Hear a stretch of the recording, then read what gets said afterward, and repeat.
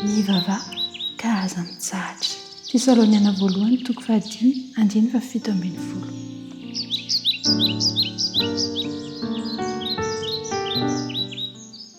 Ry havana malala, atsoina isika mba hivavaka ampanetretena amin'Andriamanitra ary anaiky hilefitra eo ambanin'ny sitrapon'Andriamanitra. Izay raha fitinina ny afatra izay tian'Andriamanitra ho ampianarina antsika amin'ity andro anio ity, mivavaha hatrany amin'iraintsika izay any an-danitra.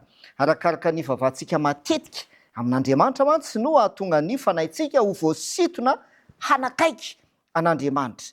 Dia ny fanahy masina koa voalaza ny ten'Andriamanitra dia mifona amin'ny fitarainana tsy azo tononona amin'Andriamanitra mba hoenona sy ho akasitra an'Andriamanitra ny vavaka izay ataontsika. Fa ny ten'Andriamanitra moa dia milaza hoe tsy fantatsika akory anie ny vavaka izay tokony atao fa ny fanahy masina no mifona sy miasa amin'izay fotoana izay. Fantatry Satana ry havana malala fa ny vavaka no tsy ambaratelon'ny fahombiazana sy fandresena amin'ny fakapanahy. Dia tao amin'isika mba alaina amin'izany fivavahana izany. Ary amin'ny fomba maro samihafa no hanatanterahany izany. Ohatra amin'ny alalan'ny fisalasalana na tsy finoana. Rehefa mivavaka hoe tena hovalian'Andriamanitra ve ny vavaka izay atao. Azakivy raha tsy mivaly eo ny vavaka izay ataontsika, satria hitan'ny tompo fa matetika mantsy dia mifangaro amin'ny fisainana ara-nofo sy ny fitiavan-tena, ny faniriana sy ny filana no ny fangatana izay ataontsika matetika.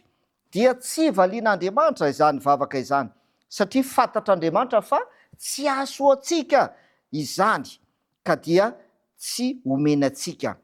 Tsy omeny tompo ny zanany mihitsy izany zavatra manome fahafampo ny filana izany, izay hitany fa manimba antsika anie izany ary mety manala baraka mihitsy aza, manala baraka atsika eo mason'Andriamanitra.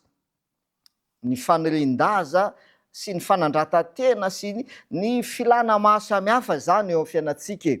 Fa dia izao, ny vavaka izay ataontsika dia tahaka ny nataon'i Jesosy Kristy tao amin'ny sany Getsemane. Dia hoy Jesosy hoe raiko raha sitrakao dia hisory amiko ity kapoaka ity. Kapoaka ina moa zany? Dia kapoaka izay kapoaka ny fisarahana amin'Andriamanitra anie zany noho ny fahotan'izao tontolo izao dia nangataka Jesosy amin'ny maha-olombelona azy hoe esory amiko ity kapoaka ity. Kanefa tsy ny sitrapony no tiany ho tanteraka fa ny sitrapon'Andriamanitra.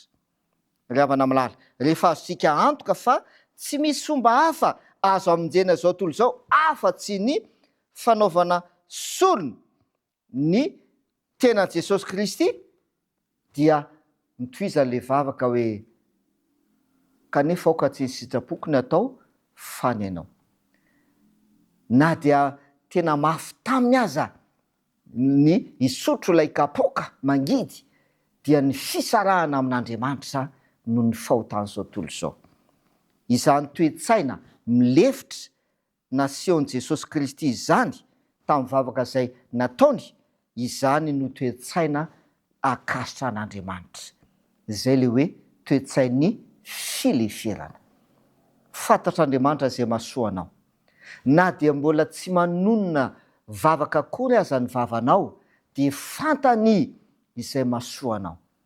Ny vavaka izay ataontsika sy ny fangatantsika sy ny toe-tsaina izay ilaina dia ny hoe Andriamanitra ô, tanterao eo amin'ny fiainako ny sitraponao, ary ampahafantaro ahy ny sitraponao, ary ampio aho mba hanaiky lefitra eo ambanin'ny sitraponao.